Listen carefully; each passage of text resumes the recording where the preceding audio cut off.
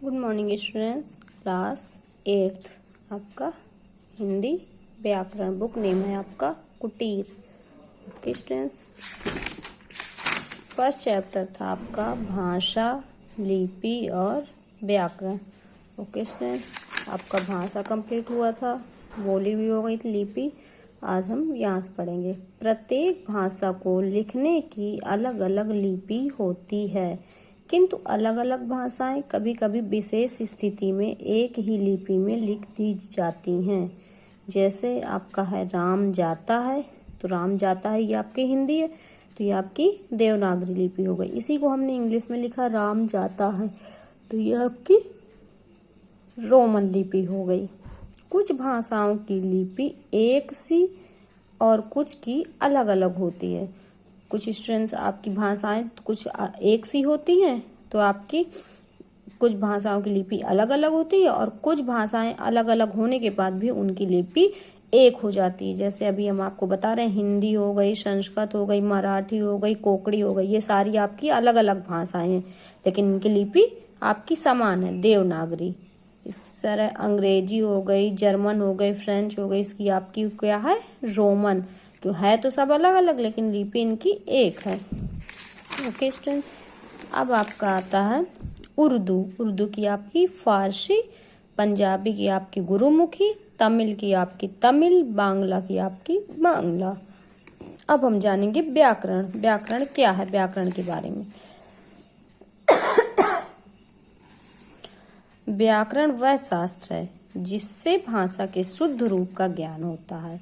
भाषा को सुव्यवस्थित व मानक बनाने के लिए कुछ नियम निश्चित होते हैं। ये नियम ही भाषा की एक रूपता व उसके मानक रूप को बनाते हैं, तथा इन नियमों के ज्ञान को ही व्याकरण कहा जाता है। क्योंकि हमें शुद्ध रूप का ज्ञान, शुद्ध लिखना, शुद्ध पढ़ना, शुद्ध बोलना, इसका ज्ञान हमें, शुद्ध रूप का ज्ञान व्याकरण से ही होता है। व्याकरण के मुख्यतः 4 अंग होते हैं। पहला आपका क्या है, वर्ण विचार। दूसरा है आपका शब्द विचार। फिर थर्ड है आपका पद विचार। फिर 4 है आपका वाक्य विचार।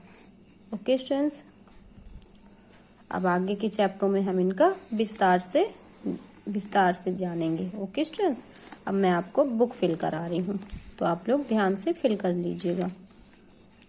अब आप दी गई भाषाओं की लिपि लिखिए। तो आपकी हिंदी की क्या है, देवनागरी, पंजाबी गुरुमुखी, संस्कृत आपकी देवनागरी, अंग्रेजी आपकी रोमन, तमिल आपकी तमिल हो गई, उर्दू आपकी फारसी हो गई।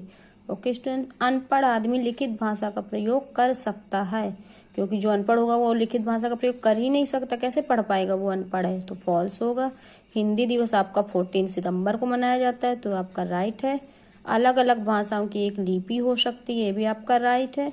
भाषा के नियमों का ज्ञान बोली से होता है, रॉन्ग है, क्योंकि व्याकरण से होता है। ध्वनियों का लिखित रूप लिपि कहलाता है, आपका राइट है। लिखित भाषा का प्रयोग व्यक्ति नहीं कर सकता, जो अनपढ़ होगा, पढ़ नहीं सकता, वो लिखित भाषा का प्रयोग नहीं कर सकता, इसलिए आपका आएगा अनपढ़। भारत की राष्ट्रभाषा है आपकी क्या है, हिंदी। माँ की भाषा को कहा जाता है, क्या कहा जाता है, मातृभाषा।